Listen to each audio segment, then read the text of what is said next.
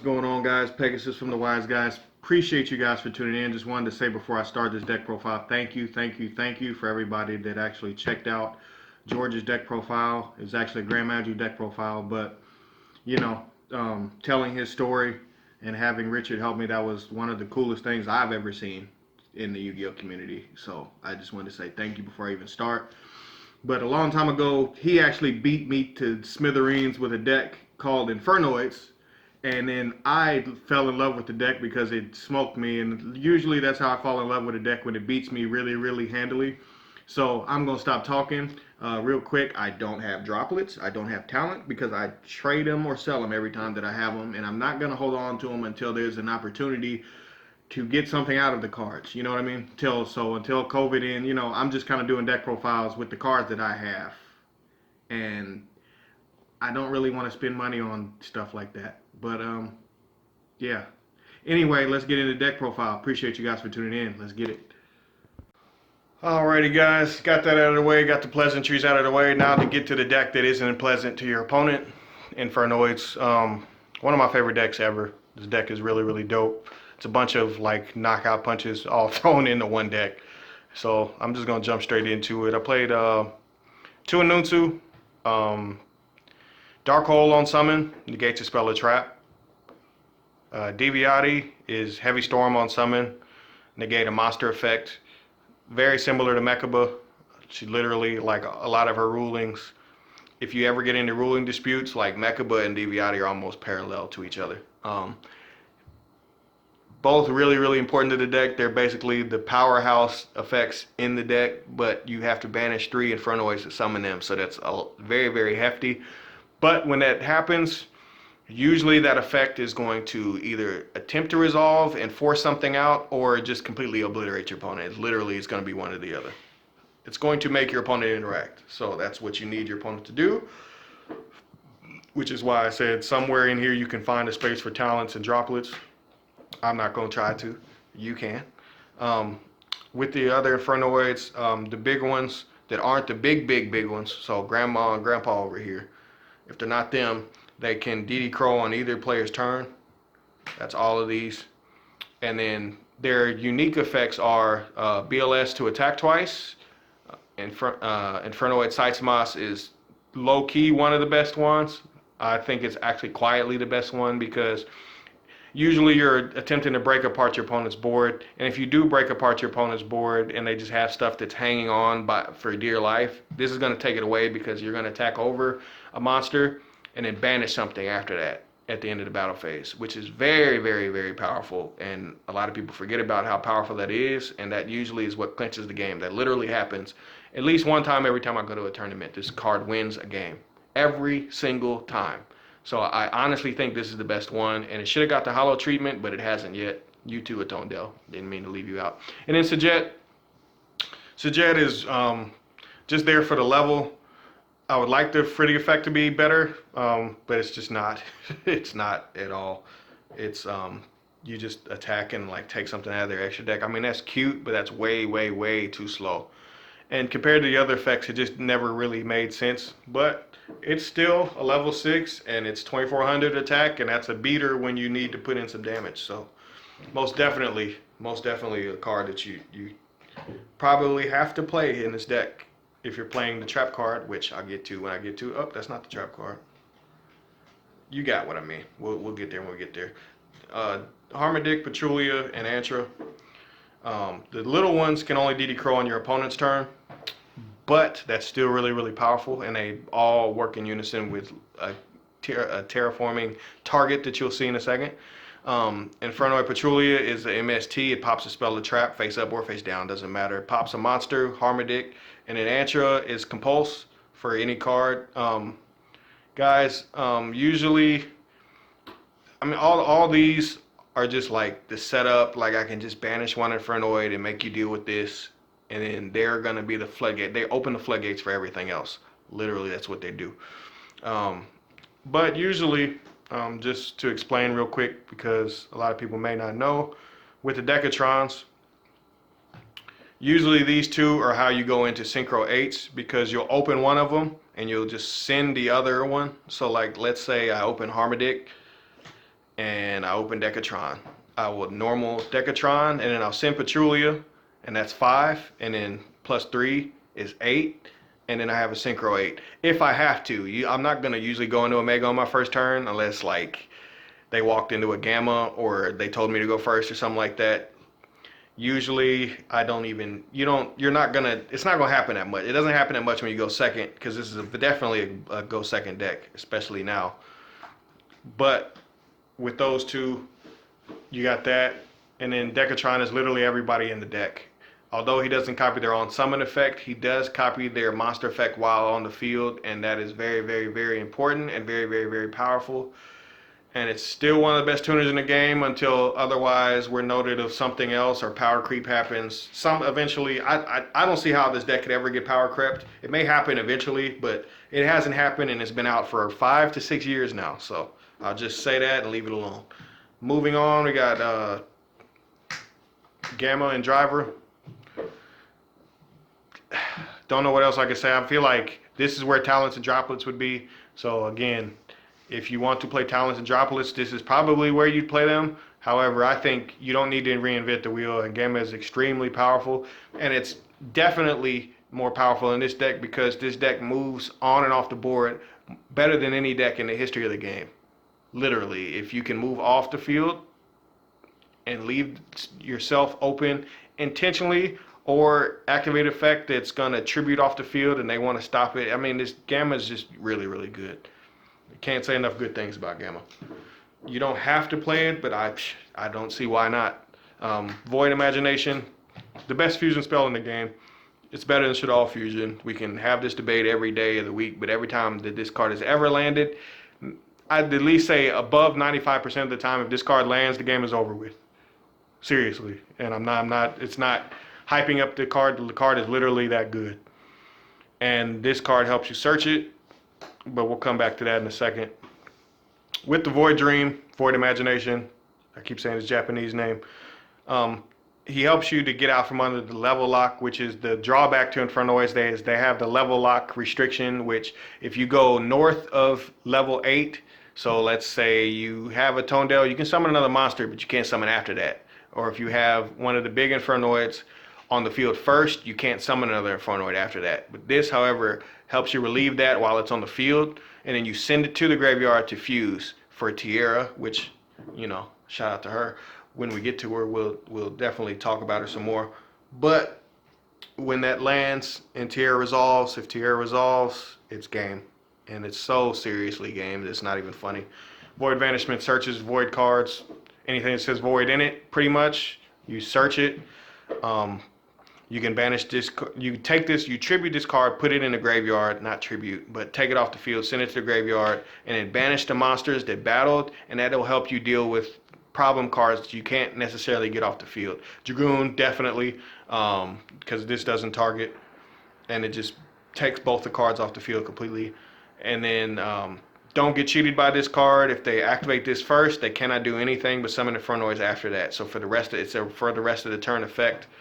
In case you can't see the text, you probably can't. So that's why I'm zooming in a little bit for you to see. Very, very important. Don't get cheated. But again, guys, doesn't target. If an Inferno monster you control battles, after damage calc, you banish it. So again, guys, very, very key. A lot of people forget about that, and so they'll try to finally deal with the Infernoids. And if it's a problem monster, it's gonna get snatched off the board with it, and usually they don't have a way to stop it because it's a damage calc, damage step type effect. So people forget, don't read cards, and that's definitely one of them that they'll forget. Pot of Extravagance. You need a card that makes somebody react to it, and Pot of Extravagance is literally the perfect card for that. And you need to bridge the gap of the weakness of this deck, which is consistency.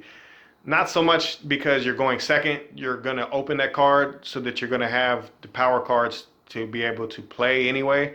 But in case you seriously bricked worse than that, Pot of Extravagance is going to help you out of it, or it's going to bait and negate that they're going to have, because everybody is negating everything nowadays. Forgive me for the mismatch rarity. Somebody give me the parallel, the secret looking one. It's just better looking one to me. Monster Gate, they're not hollow. Forgive me for that one too. But Monster Gate in unison with one of the best field spells that nobody ever really talks about, and Terraforming. and another Mystic Mine. So we'll talk about Mystic Mine in a second. We don't even really talk about it. It's like the ugly stepchild nobody wants to talk about. But Lair and Monster Gate together is like, if Lair sticks on the board, even if you can't even like negate it, it's tribute for cost. So if you activate Monster Gate and this is on the board, like activate. They have to negate this with Dragoon. If they don't, okay, Monster Gate, gone. It's gone and it's too late to negate because it's tribute off the field for cost. So just to explain that, I'm gonna say it again. Activate. Oh, you didn't respond to? Okay, Monster Gate. It's gone. It's too late. It's way too late. So Layer of Darkness is a lightning rod that somebody has to deal with. And that's literally what this deck is a bunch of lightning rods your opponent has to respond to. And if they touch their extra deck, they're in trouble very, very fast. Unless it's a deck like Dragon Link or Infernoid that can get to you before you can ever get your turn. Which is going to happen sometimes, but in case it doesn't, or the Gamma doesn't do its job, or you didn't open the Gamma, or you're going and you still haven't drawn the Gamma, then you have to hope for this card. And then if it lands, it's probably going to be game. And then the last feels, I feel like you don't want to have 3 layers because you don't want to keep seeing it. So I feel like what's the best field spell that's not one of those layers? It's probably going to be Mystic Mine. This deck plays Mystic Mine very, very well because you can move on and off the field with ease, and it's not any kind of problem to do it over and over and over and over again. And usually, whenever this card is really, really dumb, is at the end after they've baited and baited and baited. You know, the Triff idea. Okay, you've dealt with everything? All right, cool. I'll load up my hand again while you wait and you're stuck under this. And the Infernoids, they move off the field and onto the field with ease, like I said before. So that's pretty much all the spells except for these last ones. I feel like what's the best go second cards in the game? And it pretty much, those are pretty much what I was thinking about when I was rebuilding this deck. I feel like you don't need to try to go all the way balls to the wall with all those cards. You got Dark Rulers, you got Forbidden, whatever the hell it is, Droplets. You could main other cards, but like this card really is like the most powerful go second card. Whether people want to admit it or not, it's still really, really powerful. Droplets is probably going to bump it a little bit, but as long as you're not dealing with Zexal, this card is still really, really stupid. And if you draw it in unison with some of your other lightning rod spells that I already talked about, it's pretty much game. I hate back row decks, so if I have the opportunity to go second and the format has remotely one back row deck, I'm going to play this card because I hate back row decks. You know, I'm one to talk. I used to play Striker every weekend. But 1-for-1 and Reasoning, and these work very well together as well because I can 1-for-1 and move a Decatron out of the way and then have a Reasoning be very, very powerful. If I don't get unlucky, if I've resolved a Gamma, I've usually drawn them, summon a Decatron of some sort, so that means there's 2 normal summons that I'm actually going to hit in my deck, and the rest of my deck is going to get milled out. And if not, then 1-for-1 is usually going to get me pretty far. You don't have to actually play 1-for-1, but if you do, it's really, really powerful. You don't have to play Reasoning either, but it's still really, really powerful. Even if they call it right, I just want to, if I hit 5 cards and there's 5 of them Infernoids, that's great. It's something I really, really dope onto. Moving on to the last card in the deck is Void Feast. Void Feast is very, very, very powerful. And it's only there for when they make you go first. Because if they make you go first, this card is game. It's as much game as the fusion spell. It's just different. And in a format basically where if you don't open this, then they're probably gonna win because you're not gonna be able to set up a board enough. You have to play this card.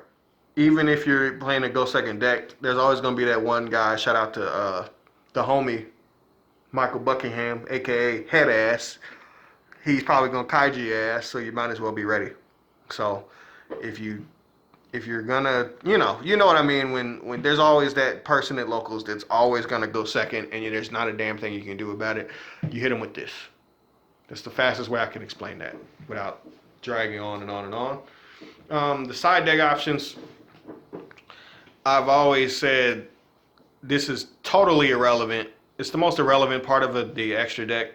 I mean, the side deck to me because like it's whatever you can get your hands on. It's whatever your opponent is going to hit you with at your locals, and it's usually a bunch of like hodgepodge type cards. I don't really like evenly lightning storms. Yeah, y'all know all those cards, man. Like people could drag on and on and on.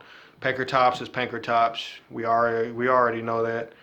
Lava Golem is probably the dopest one because yeah, it's a fire monster. You go right past it on reasoning, and then usually in time, I'm not so much talking with COVID being a thing. Um, Usually Lava Golem, I'm just there to like tribute something over the top, and then I can just walk right because the Infernoids don't need the normal summon, so I can just walk right over it anyway. Literally, you can summon a Tonedale, put it in defense, and then summon a Tonedale and attack right over this. You can give this to your opponent, then activate Lair, and then Monster Gate it. That's a 3-card combo. That's real. So on and so forth. There's so many scenarios where Lava Golem is really really good, and you have to be able to deal with the card. You don't want to just like sphere mode them and then they get away with it pretty much. So Lava Golem is like the perfect card pretty much to go into the side deck. I feel like this is mandatory. That's my opinion, but I feel like it's mandatory, just like Panker Tops. I don't know why the hell somebody wouldn't play Panker Tops. Reboot also it shouldn't be at 1. It really pisses me off, but I guess Harpy's Feather Duster's back, so can't complain too much. But Red Reboot is really, really good. And in unison with Deviati, if they touch their extra deck and you land a Reboot, Infernoid is going to win that game. Because you're probably going to Intis pop everything that's set anyway, or you're going to Deviati destroy everything. There's just so many bombs that Reboot is like the perfect card to go in unison with the deck because it's going to wipe your opponent completely out. The Cyclones, again, guys, yeah, y'all get what I mean. I will say about certain cards, floodgates work very very well in the deck because if you can move on and off the field with ease and you have something like a Deviati, then you're in good shape. Just trust me. It can be anything. It doesn't have to be Imperial Order. That's just if I see a bunch of spell heavy decks, Imperial Order is going to have a very very easy day. They're going to hide from it, then you hit them with a Deviati and the game is over. It's like a reverse Red Reboot that was out long before Red Reboot was a thing. And then Metaverse, you side out the Terraforming. I do that a lot. I take out Terraforming and I put this in. And then I walk them into Mystic Mine. That literally happens like almost every time that I see this card, they walk right into Mystic Mine. That's literally what it's there for. Or they walk right into Lair, which is also an enormous problem if I went first and I stuck some Infernos to the board. And then Void Feast for when I know I'm going first, because if I bombed you going second, you're going to tell me to go first. Appreciate it. Game. And that's how Infernoids will 2-0 on the level of some very, very powerful meta decks. It will 2-0 a lot of decks, especially if you touch your extra deck. I remember Striker format, this deck had a ridiculous Striker matchup because there were certain techs that you mix into the deck that if they hit, it's game. The game is pretty much over with. So these power traps, they're very, very key to the deck. And then rounding out the deck, because I've been talking for a very, very long time, Infernoid Tierra is literally everything in the deck because it's the fusion spell and it's the embodiment of the fusion spell. In case you can't read it, the top 2 effects, usually with the fusion spell, you're never going to resolve the bottom ones. You're going to resolve the 3 and the 5 because if your opponent touched their extra deck, you're going to send 6. So just to explain that real quick. But you have to have Anunsu and Deviati in deck to resolve it. Don't get cheated by your opponent if they try to. And then each player sends 3 from their extra and 3 from the top. Very, very fast way of explaining it. Shout out to the teammate, the homie, Nugent. He gave me these ulti, and I'll never let them go. It's one of my favorite cards in the game. And when this card lands, it's pretty much over with. So if you see this card and it's landed, it's almost over with a very, very high percentage of the time. Like on the level of Dante actually sticking to the board, this card is game when it lands. And it's because of cards like Intis. With Tierra's effect, when I send from the extra to the grave, I usually am going to send an Infernoid because they're more Infernoid names, and if it's something that I can't, if like their monsters are like whatever, and I'm gonna run them over with, then whatever. I'm not gonna worry too much about them, or I'm just gonna send more Infernoid names. If it's actual problems, then you send Intis to grave, which it's modern Yu-Gi-Oh, so of course there's gonna be a problem out on the board, and that's where Intis can step in and help you. And then the last of the three ofs is Equimax. I'll explain the OTK when I get to it. Usually off of the setup monsters, which I'll get into now. I played two and Needle Fiber. Can pull another Decatron out of the deck, which is the stupidest thing in the world to me. And then Hita, because you're always going to have a fire monster, and if they played any sort of fire monster of any sort that you can put onto your side of the field, then you're going to jump straight into Equimax and run them over. And it's going to happen a lot. And then rounding out the extra deck, Gravity Controller, optional, completely optional. This would probably be a second Halka Fibrax Needle Fiber. But I like to move tier off the field. It helps you. The reason why you play it is to get out from up under the level lock, because again, once you get north of once you get to 9, 10, 11, 12 for levels, you're locked under that with Infernoids as far as summoning Infernoids is. So if you can completely move this out of the extra monster zone for Gravity Controller, I feel like it's dumbfounding how smooth that is. So I feel like I used to play it before the Master Rule changed, and then when the Master Rule changed, I was still like, this card is still relevant, in my opinion. I can be wrong. Sometimes Tier gets stuck to the board, and you just can't get it off the field, and then you're screwed unless you enter pop Tier herself. And then the last two, is Chaos Ruler and Omega. Omega is like another Infernoid. You're not going to summon it too much unless you land a Gamma on them and you're going first for some mysterious reason. And if that happens, then you're probably going to win that game.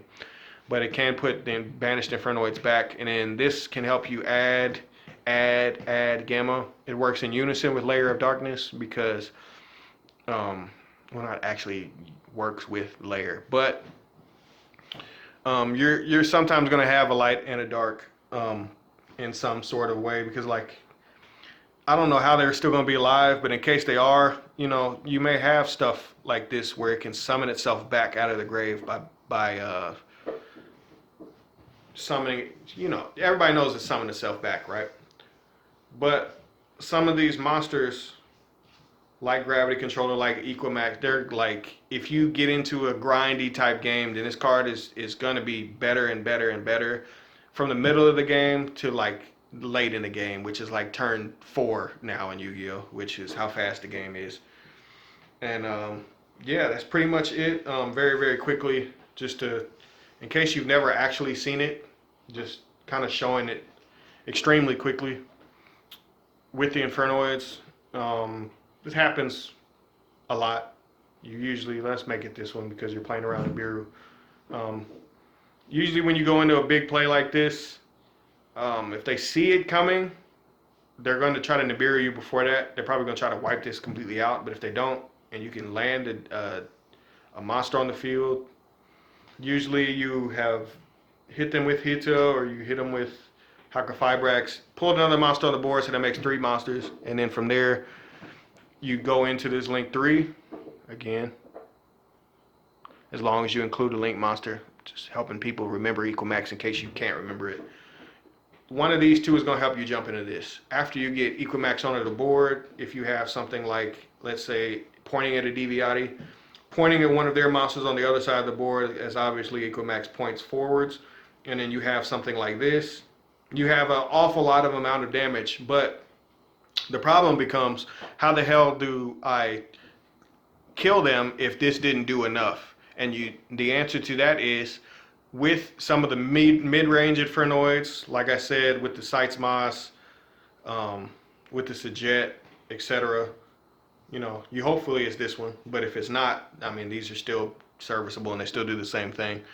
Their effects during either player's turn is to DD Crow something, and while Equimax is pointing at something, they can't attack. However, if you activate and tribute this off the field after you've attacked with this, now they can attack. And that's how we do that. I appreciate you guys for tuning in. This is a long deck profile, but I wanted to fully explain every card in the deck. I appreciate you for tuning in. Again, for the George support, thank you, thank you, thank you, thank you, thank you.